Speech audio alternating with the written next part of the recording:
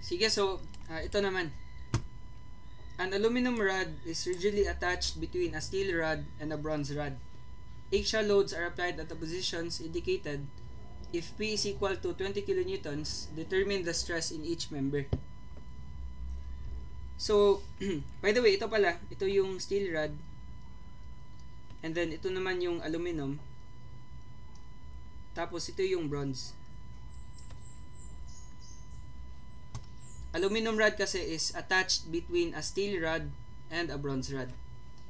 Ayan.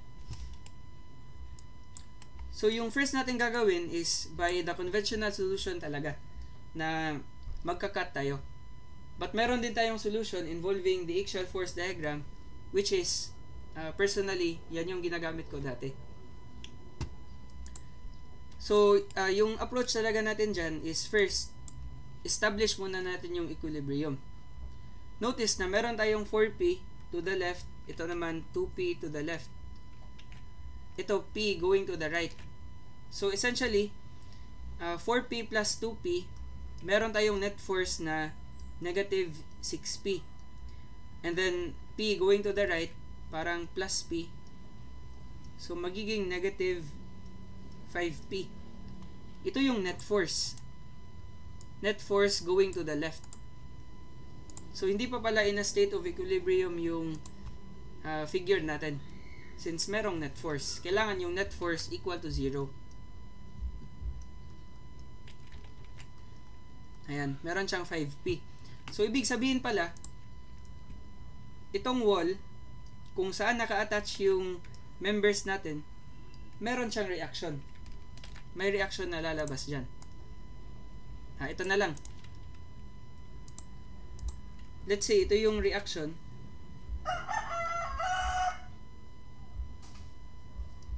R. And then, let's sum up forces horizontal. So, we would have R going to the right, positive, then minus 4P, and then minus, plus pala, plus P, kasi going to the right, and then minus 2P, going to the left. Equate to 0, masosolve natin yung R. R is equal to, lipat na lang natin lahat sa kabilang side ng equation, mag-change yung sign, so magiging 4P minus P plus 2P. So R is equal to 5P pala. So merong reaction dyan equal to 5P. Ayan. So once na-solve na natin yung reactions, we can now solve the axial forces sa each member. Sa steel, sa aluminum, saka sa bronze. So yung gagawin natin first is gagawa tayo ng cut. So let's say, ika-cut ko yung steel member pa ganito. Ayan. So ano yung mangyayari? Maglalabasan yung internal forces ng steel member. So kapag i-consider ko yung section to the left, ito yung lalabas na figure.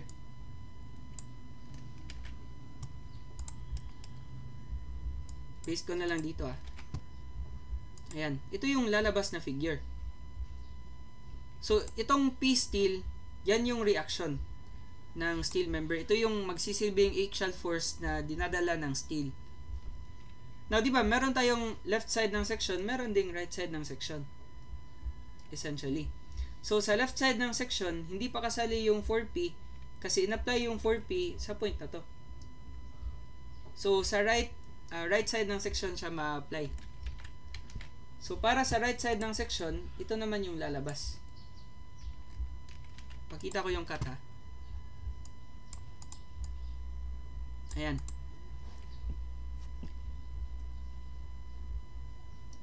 So, yan yung nagsilbing cut. And then, yung naka-purple, yan pa rin yung reaction ng steel. P steel. Copy ko na lang to.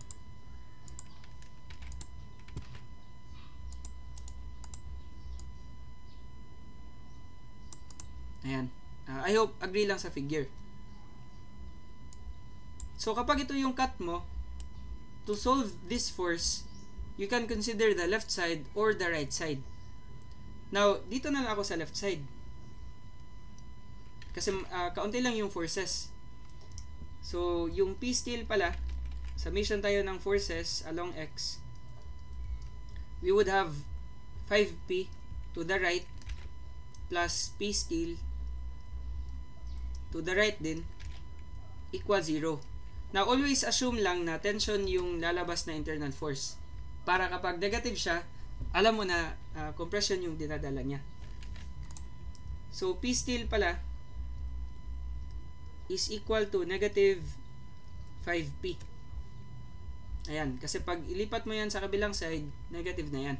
Therefore, compression pala yung kine-carry niya. Now, halimbawa, gusto mo ng mataas na way, ito yung kinonsider mo. The same pa rin yung lalabas. Let's say, summation of forces along X equal to 0, and then ito yung i-consider ko. Ayan. So, I would have P still going to the left.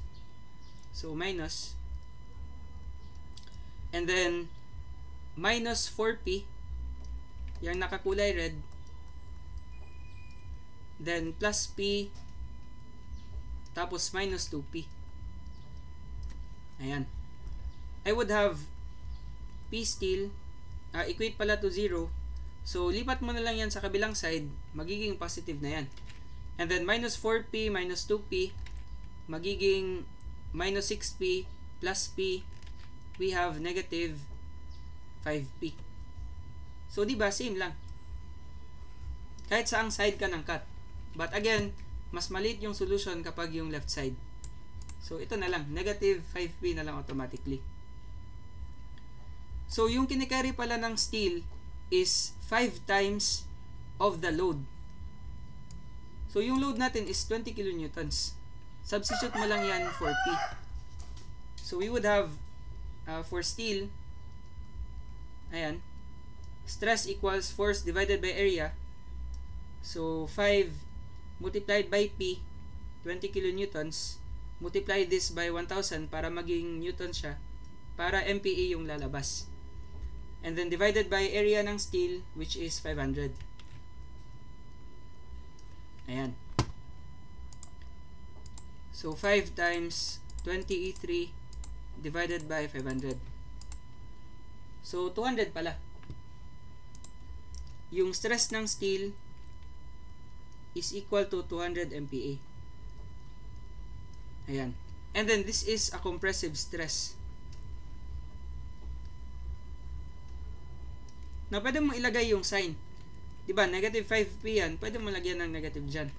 But, hindi ko na lang nilagay since in-indicate ko naman na naka-compression siya. Compressive stress. So, meron kang dalawang option para dyan.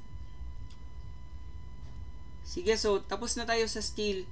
Paano naman kapag yung sa aluminum?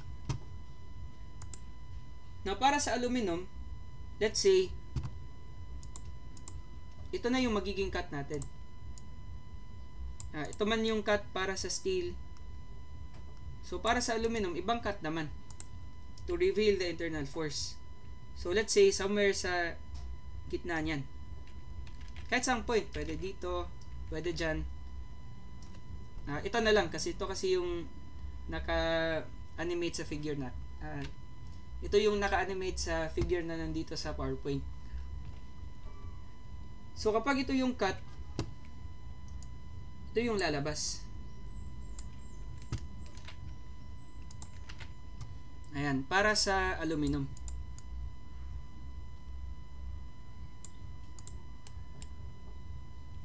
So, para sa aluminum, you can consider the right side or the left side. Papakita ko na lang din kung na the same lang yung lalabas kahit anong side. So, considering the left side of the section, we have summation of forces along X equal to 0. Meron tayong 5P going to the right. And then 4P to the left minus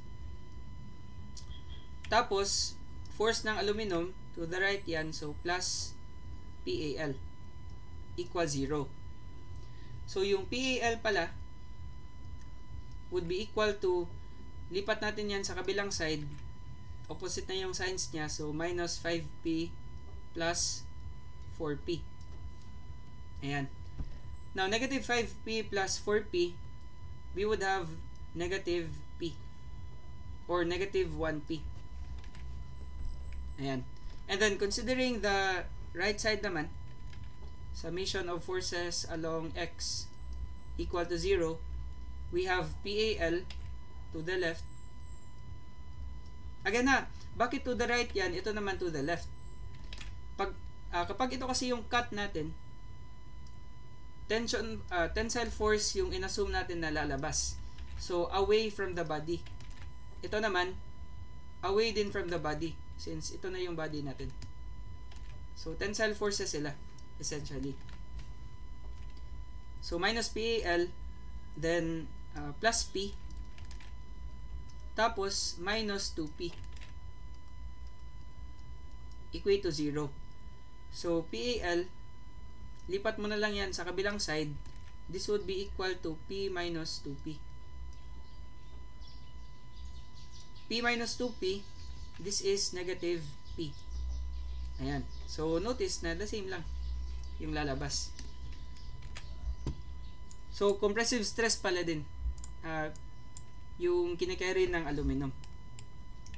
So, the stress in aluminum, this would be P force divided by the area. Wala ka ng coefficient since ito 5P, ito naman 1P essentially. Yung area ng aluminum is 400. So, divided by 400, and then our P is equal to 20 kilonewtons. So, 20 times 1,000 lang. Ayan. So, 20 times 10 to the 3 divided by 400, this is 50.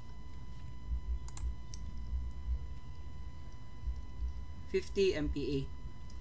And then, negative P yan. Negative P, so compression pa rin. Compressive stress. Ayan. And then, for the last one, itong bronze. Stress ng bronze. Ayan. We can make this cut. Ayan. So, kapag yan yung cut natin, ito yung lalabas.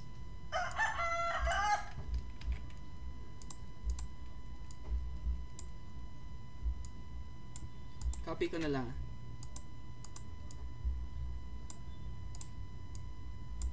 Ayan.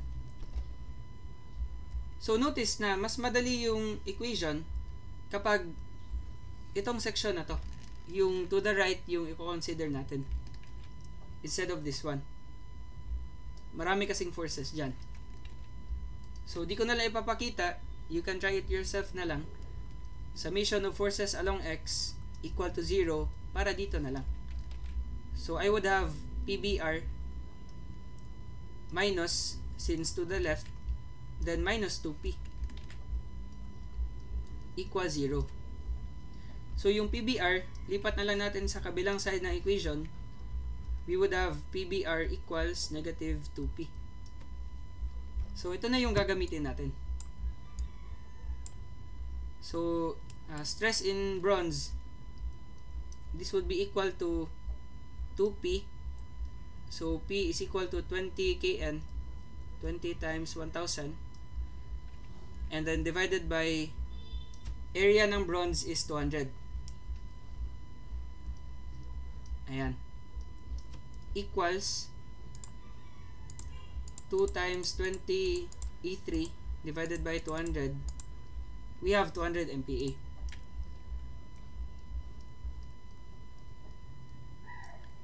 So, this is still compressive stress. So, meaning pala, the stress in steel and the stress in bronze are equal equally stressed pala yung dalawang members.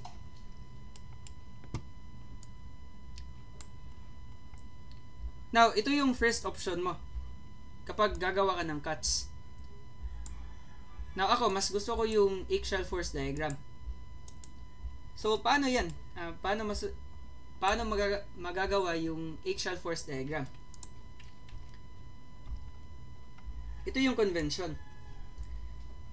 Let's say, meron tayong member. Ayan.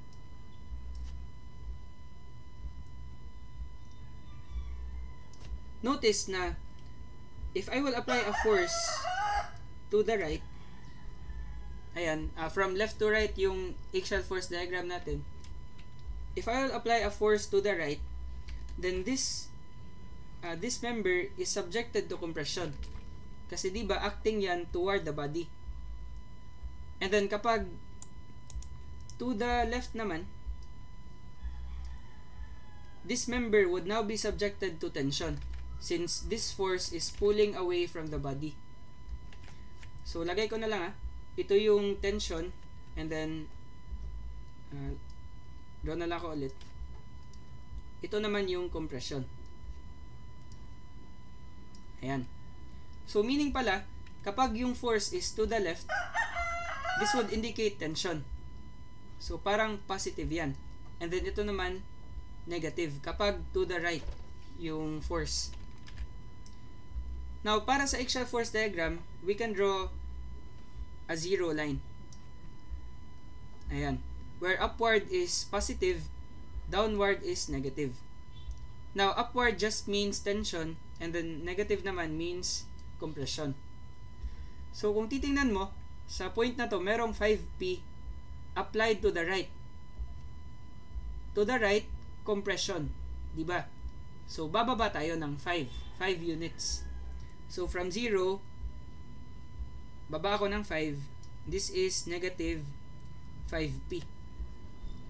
Ayan. Ito kasi yung force applied at this point. And then, from this point up to here, walang in-apply na load. So, magiging straight line lang.